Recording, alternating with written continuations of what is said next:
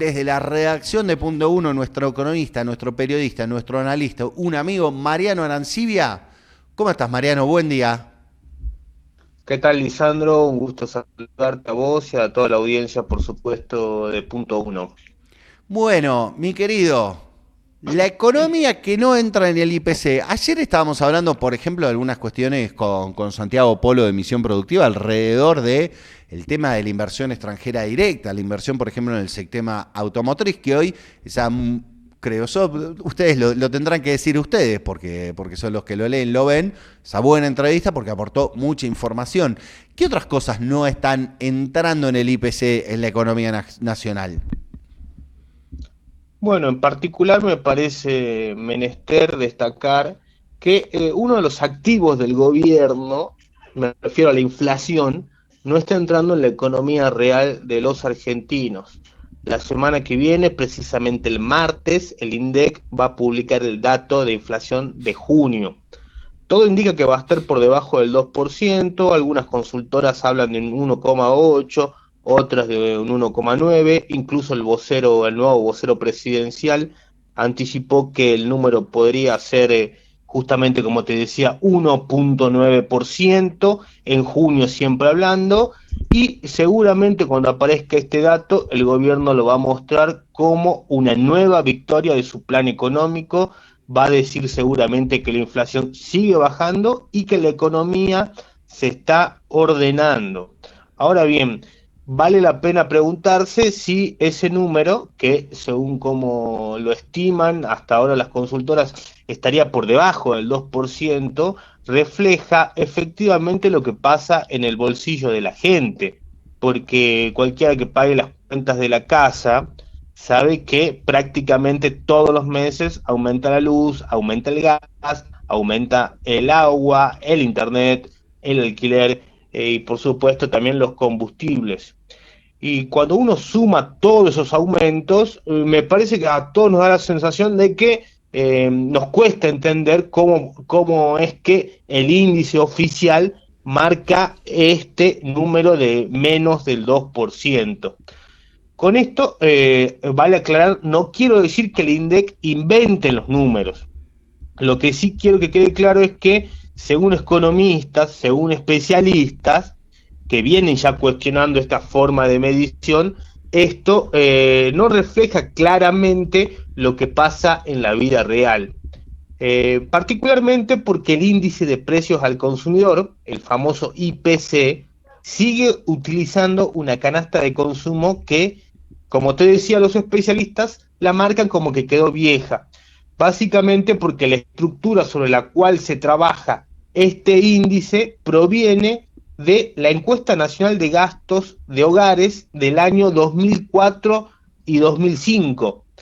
Esa información tuvo alguna actualización, pero de fondo no cambió. Es decir, que la canasta que se mide no está adaptada a la forma en la que hoy se consume y en la que gastan las familias argentinas. Exactamente. Dicho de otra manera, sí, dicho de otra manera, no se registra los gastos actuales, se registran gastos o la forma del consumo que tenían las familias hace 20 años atrás. Hoy, por ejemplo, una parte enorme, una gran parte del salario se va a pagar servicios, muchísimo más que antes. Eso antes se lo tenía ponderado, se suele decir, en segundo lugar. En primer lugar estaban gastos como ser alimentos que relativamente se encuentran estables, pero los servicios han subido y hoy por hoy acaparan una parte significativa del sueldo de los argentinos.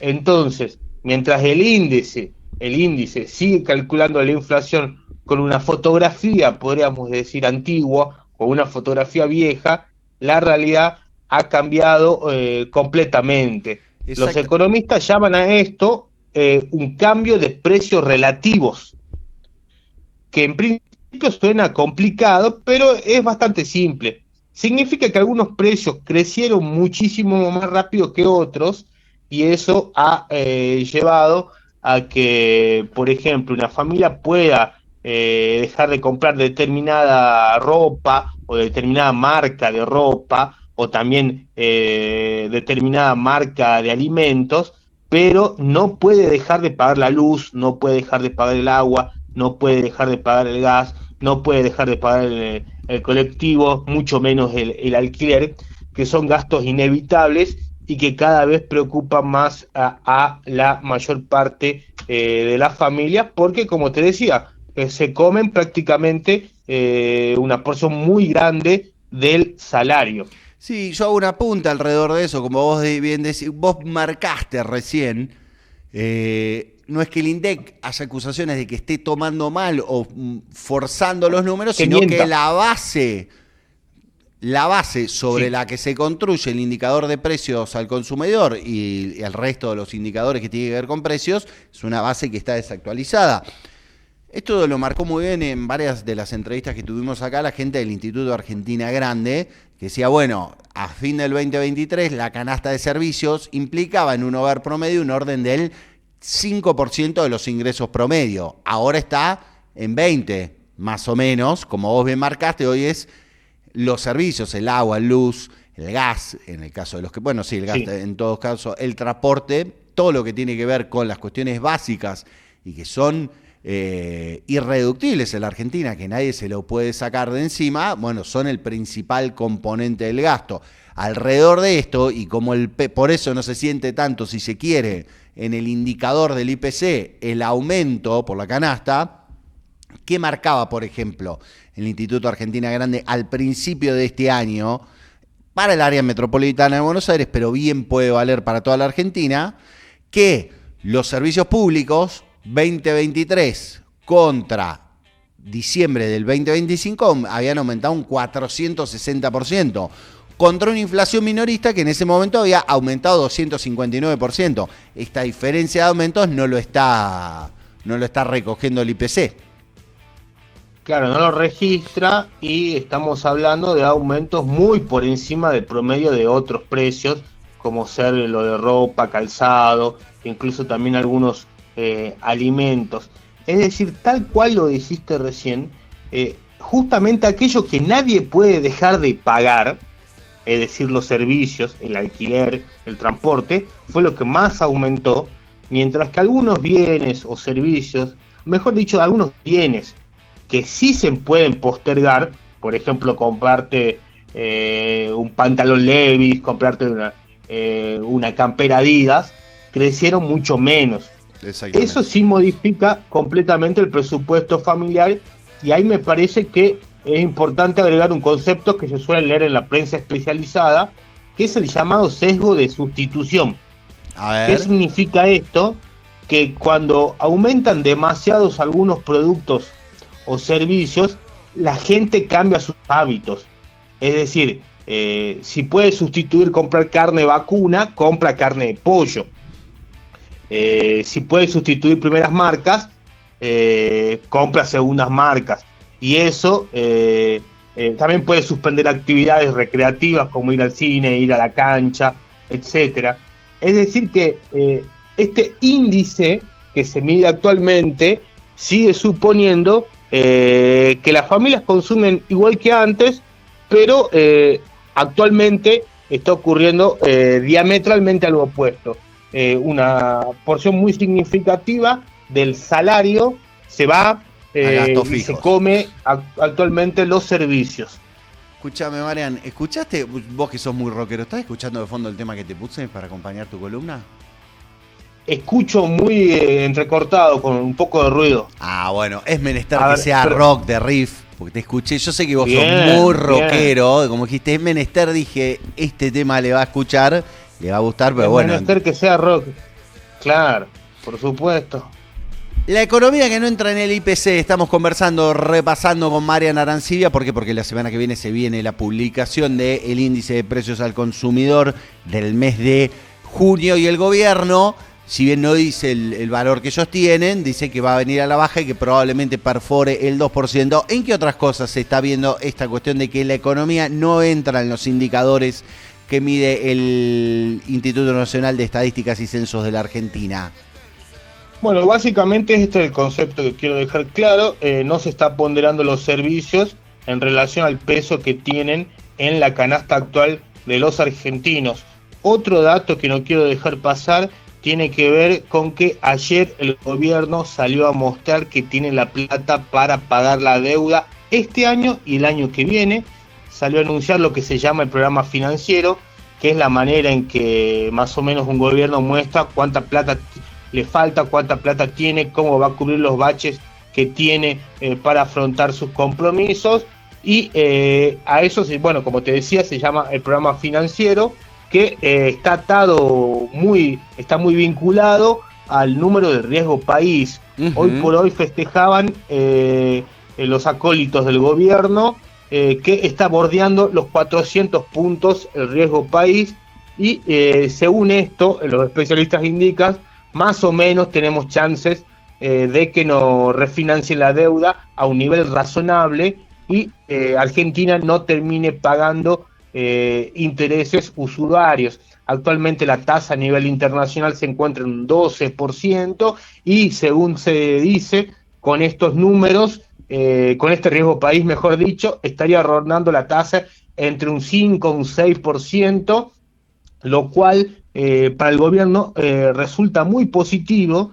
Yo le creo en parte, porque si hay algo de que ellos manejan es los números de la macro, pero de todos modos me parece que estos números no entran tampoco en la economía cotidiana, no entran en el bolsillo de los trabajadores y de la clase media argentina. Lo tenía para contar un poquito ayer, también lo cortó a la mañana Fer Galván, lo que tiene que ver con esta presentación que hizo ayer el ministro de Economía, Luis Toto Caputo, y su gabinete, porque estaba también el secretario de Finanzas, el que se ocupa específicamente de eso, que es Federico Furiase.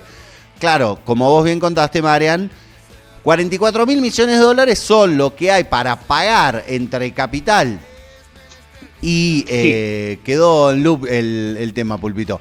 44.000 millones de dólares son lo que hay para pagar entre capital e intereses entre 2026 y 2027, lo que tiene las obligaciones que el Estado Nacional en todos sus órdenes tiene con los acreedores privados, los acreedores públicos, porque incluso el Fondo de Garantía de Sustentabilidad tiene mucha guita de títulos argentinos, el Fondo Internacional y otros organismos internacionales. Lo que salió a decir Caputo ayer es que él tiene...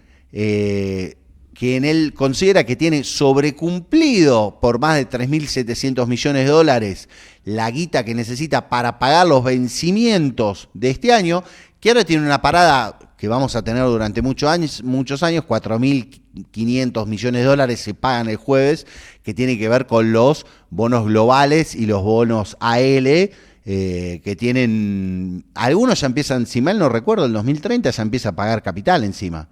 Claro, qué paradoja, ¿no? Justamente en el Día de la Independencia el gobierno va a destinar 4.300 millones de dólares para el pago de la deuda, y bueno, que esto sale, por supuesto, del superávit comercial que tiene actual el gobierno, porque recordemos, hay un crecimiento excepcional de las exportaciones y una fuerte caída de las importaciones producto de la recesión. Exactamente. Uno de los datos más interesantes para ver alrededor de lo que está pasando en la economía y en lo que está pasando en el mercado externo, como vos señalaste, estamos teniendo un periodo excepcional, digo, solo por ejemplo, casi 10.000 millones de dólares tuvimos de exportaciones de energía en lo que va de este semestre.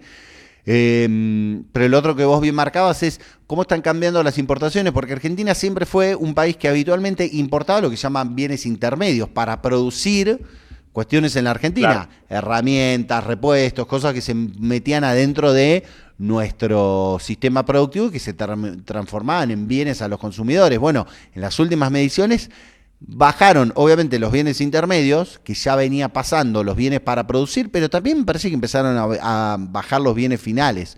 Una cuestión que me parece interesante, sí, de lo que marcó o de lo que prometió o lo que dijo el ministro Caputo ayer, es que por un lado tienen ellos los famosos préstamos garantizados con bancos, que tienen, y esto es algo muy raro, la negociación esta que se hizo en septiembre del año pasado con Estados Unidos, el famoso repo, dice que hay otro repo, pero que nadie conoce, nadie sabe el monto, es una cosa de loco lo del repo con los americanos, y que ellos calculan quedarse, comprar por superávit fiscal, comprar por el superávit de la balanza comercial, entre 6.700 millones de dólares en 2026 y unos 5.000 millones de dólares en 2027. Sí destaco, digo, habrá que ver si lo puede cumplir o no, que el ministro Caputo dijo ayer, no vamos a ir a buscar guita afuera, no vamos a ir a buscar a los mercados internacionales. De hecho nos ofrecieron, pero nos ofrecieron una tasa del 12%, que es una locura. Sí va a salir, van a volver a salir bonos bajo ley local, claro, que esperan, están hablando de algunos entre 2.000 millones para este año y 5.000 millones de dólares para el 2027, que son estos AO27 o AO28 que el gobierno salió a vender el otro día, a ofertar el otro día, que están en una tasa del 6%. Digo. Me parece que sí, es una noticia que si el mercado le cree va a ser interesante lo que pase en ese frente por lo menos. Según lo dicho por el ministro de Economía en el día de ayer, el mercado confía, ¿no?, en la capacidad de afrontar los vencimientos de deuda en lo que resta por lo menos de este año. De todos modos, siempre es una visión muy optimista, muy triunfalista, podríamos decir, por parte de un gobierno que, como te señalaba al principio, está distorsionando al menos algunos números de la economía para dar cuenta del activo político que tiene actualmente. Antes del cierre, no quiero dejar pasar un dato que me llamó poderosamente la atención y que pocos hablan actualmente en la prensa especializada. En el Cronista hay una nota muy interesante, pero no la vi en otros medios, y tiene que ver con... ¿sabes quién es el país que irrumpió en el mercado de televisores actualmente? ¿Quién es el país que salió a ofertar, a vender, a hacerse fuerte en la venta de? Televisores de teles, donde hoy vamos a ver el Mundial, por ejemplo. Desconozco, doctor. ¿Quién es? Egipto. Egipto ¿Egipto? tiene, sí, Egipto tiene en las afueras del Cairo una serie de fábricas estimuladas por el propio gobierno, son fábricas de electrónica que están reventando la producción de televisores. Se calcula que hasta hace poco se producía promedio 14 televisores por día y hoy por hoy hay 14.000 por día. Son muchos televisores. Sí, han explotado llamativamente el mercado de televisores gracias a la estimulación por parte del gobierno y llama poderosamente la atención, ¿no? Porque en Argentina, si no me equivoco, hay una planta de Samsung en Tierra del Fuego, ¿no? Sí, lo que es la línea de ensamble del grupo Mirgor, que es uno de los productores que está dentro del marco del régimen especial que tiene que ver con Tierra del Fuego y las islas del Atlántico Sur. Claro, sí, Argentina también tiene esa parte de la producción. Pero producto de la apertura comercial y la entrada en vigencia de distintos acuerdos, esto ha quedado muy restringido para la producción nacional, y no solamente tenemos televisores chinos, que es creo el 10% de las importaciones, sino que incluso importamos ya televisores de Egipto, que está reventando, como te decía, la producción de este tipo de electrodomésticos. Che, te hago una última que no sé si la vi, asumo que sí, porque la trabajaron en la redacción, lo que tiene que ver con este tema del recorte de las transferencias no automáticas y la baja de la coparticipación que están sufriendo las provincias, porque lo estaba viendo hoy en este picado que hacemos. Me parece brutal lo que estamos informando. ¿Por qué? Porque las transferencias no la que vienen por coparticipación, la que se ejecuta, que se paga día a día, sino los aportes no automáticos que están dentro de la transferencia o de los ATN, totalizaron en el mes pasado, en junio, 48.300 millones de pesos, lo que representó un descenso del 87% en términos reales contra el mismo mes del año pasado. O sea, es como que casi le transfirieron la mitad, la mitad, lo mismo que el año pasado, casi, a las provincias, por lo que no es coparticipación automática. Claro, esto según un informe de una consultora que me parece muy seria, que es Politicón Chaco, Ujú. que suele informar respecto a las transferencias no automáticas, algunos lo llaman fondos discrecionales, pero lo cierto es que es parte de la canilla de Nación hacia las provincias y se calcula que es el mayor ajuste de envíos a las provincias en las últimas 2 décadas. Es brutal, tal como lo decís, esta transferencia que cayeron fuertemente, fuertemente, y Salta, bueno, se encuentra entre las más golpeadas, te digo, ¿no? Así Exactamente. que la motosierra no para, no para por parte del gobierno nacional hacia las provincias. Mariana Arancibia desde la redacción de Punto Uno, la economía que no entra en el IPC, ¿cómo estás para hoy? ¿Estás tranquilo? ¿Dónde lo vas a ver? Y estoy nervioso, la verdad que no me dejó tranquilo el partido con Cabo Verde, tuve algunos problemitas, me parece, para verlo, porque calculo que todos, ¿no? Que me Ujú. paraba, que iba, que volvía, que no podía comer, que no sé la gente también cómo lo vive, pero yo no la Lo vi- pasé bien No, todos lo y, pasamos. y yo creo que, bueno, el funcionamiento del equipo no lo veo tan bien, no lo veo tan bien, espero que se ilumine Messi, que los cambios, se proyectan cambios, creo, ¿no? 3 cambios Sí, sí, sí, sí, sí. se proyecta. Tagliafico creo que entra, Paredes también creo que entra, espero que renueven al equipo. Y no, lo voy a ver en casa, en la casa con mi familia y después tengo que ir a la redacción, así que espero festejar con los muchachos en la redacción. Perfecto. Marian, va a estar todo bien. Tenga fe, hombre, que vamos a estar bien. Eso, Y quédate atento a la 945 arroba punto uno, que en un ratito viene Chili y nos va a dar las formaciones más firmes que ya están casi preparados para salir con Argentina. Nos vemos la semana que viene, querido. perfecto, estimado, un abrazo.